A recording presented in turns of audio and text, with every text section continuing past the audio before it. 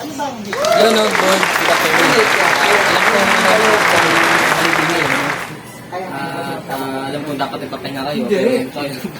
Napala namin kayo, no? Pero ganun pa man, sabi ko nga, tayo ay, sabi nga, pag kailangan nila tayo, dapat dyan tayo, no? So, sa panahon yun, at pagkakataon sa oras na to, ay kailangan namin yung barangay nyo. Hindi dahil walang ang dahilan po nito ay gusto namin may ibaba sa barangay yung sabi-sabi ng DILG na balikan namin yung mga barangay at paalalahanan namin.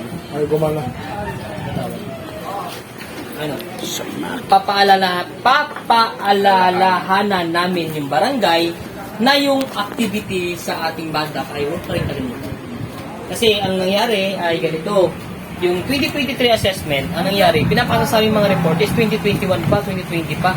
Yung mga picture na binibigay sa amin, yung mga old model na, kapag sa antigo na ba? No? Kita may tumatawag.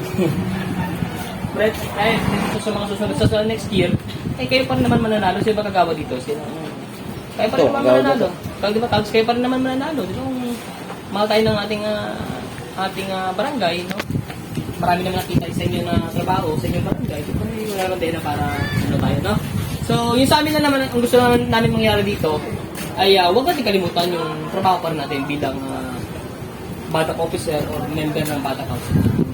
Simple lang naman, kasi ganito po nangyayari, no? Pag may activity tayo, upo na lang tayo dyan, ito ganyan, di ba? Kailangan pa rin natin meron tayong picture unang-una. Pangalawa, yung minutes of meeting. Pangatlo, attendance. Kasi yung tatlo na yan, ang hinihingi ng taas. Nakatunayan, nagkatak tayo ng ganitong meeting, di ba? Pwede kasi nating sabihin na, ito, nagpulong-pulong kami, nag-picture kami, pero wala tayong minutes of meeting, di ba? So, ang gusto nila mangyari, kailangan meron tayong attendance, nakatunayan na umattend si Pedro, si Juan, tsaka si Felipe, no? At syempre, kahit iba't doon, meron tayong napag-usapan. Ano ba mga pinag-usapan natin during our, yung badak meeting natin? At syempre, kailangan talaga, sir. Kaya kung makikita nyo sa amin, sa PNP, lahat po ng activities namin is nire-record namin. Kasi bakit? Para po mapakita natin na totoo tayo nagtatrabaho at hindi tayo hindi tayo nagpapanggap lamang, no? Siyempre gusto natin lahat ng ginagawa natin ay may katotohanan, no? Para may impact naman sa ating komunidad, no? Siyempre baka isipin sila, si Gabat yan, si Maki, si Moyo, sa TikTok. Pero ibang activity natin yun. Pero yung mga activity natin na may katotohanan talaga, di ba? Alam naman yung kagawad, lagi may dumadaan dito, di ba? Pero alam nyo ba, nung sa kabilang banda, swerte nga ng barangay nyo di ba? Alam mo bakit? Napakaswerte nyo kasi lagi namin kayo napupuntahan. Lagi nandito kami, dumadaan. Alam niyo bakit? Kasi di nyo wala ng tanod di ba? Kasi lagi nadadaanan namin di ba? Kasi pag umikot ka dito, isang ikutan mo, 7 barangay, di ba? Ikot ka kay simula ka dito kay kung pinakadaanan mo, park ka to kay Platon, di ba? O, paybayin mo kay kay dito, sa likod, o, tapos mo kay kay Gadi, 2 na. Punta ka kay kay Salud, 3. Diretso dito, 4. O, pagkano mo dyan, anong tumbok mo kanino? Kay 708. Si Tursi, kay Reliebo. O, kumanang ka, sino tumbukin mo? Tipo. Dumiretso ka, sino tutumbukin mo? Barbosa ulit. Diretsuhin mo? Delpin. O, 8. Exit mo kay Platon, di ba? Ito, kaya swerte nga yun, pagka may mga kaming activities na ito ang target namin, isang ikutan mo, isang rubing mo, sa mo na lahat, di ba? Kaya, gifted pa rin ang barangay ninyo lagi napupuntahan, no?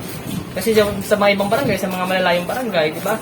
Napupuntahan din naman namin, pero nga lang, hindi lang talaga ganun kadalas. Siyempre, ang gusto namin dito ay 49 na barangay, no? Yung katawan namin, isa lang din naman, di ba? Ang hirap din mag-schedule. Araw-araw po kami may balak meeting. Kanina umaga, naka-chairman Dakis kami. Ngayon, naka-chairman Torsilino. Bukas, may schedule ulit kami para magkaroon ng meeting. So, kailangan po namin babahan yung 49 na barangay. Meron pa akong remaining na 21 na barangay na pupuntahan pa. No, para i-remind namin na yung activities ninyo, lagi nyo lagyan ng, ano sinabi yung 3 kanina? Picture, minutes of meeting, tsaka yung attendance. So, huwag natin kalimutan yun. Yung tatlong yun ang magsasalba sa inyo sa assessment. Diba? Every year naman may assessment, tama mali?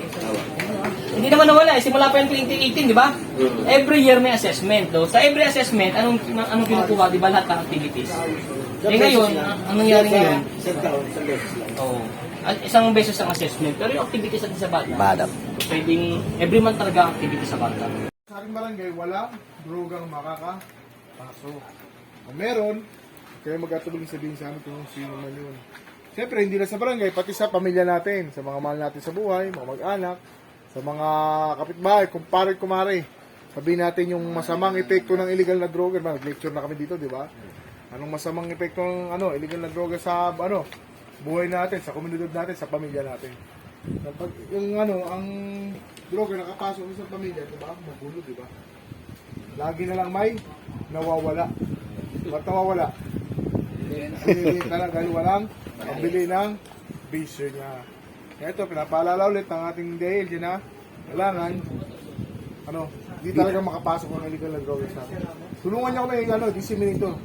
Sa mga anak niyo, pamangkin niyo, mga kaibigan, lahat na kakilala niyo. Para at least, malaman nila yung masamang epekto ng illegal na droga at saka huwag tayo magsawa na pagsabihan sila. Paulit-ulit hanggang mabingis sila sa atin. Basta walang makakapasok na illegal na droga sa atin. Ayun lang po, maraming 7-Eleven. Salamat sa inyo ha. Sige. Thank you. May question. Apo.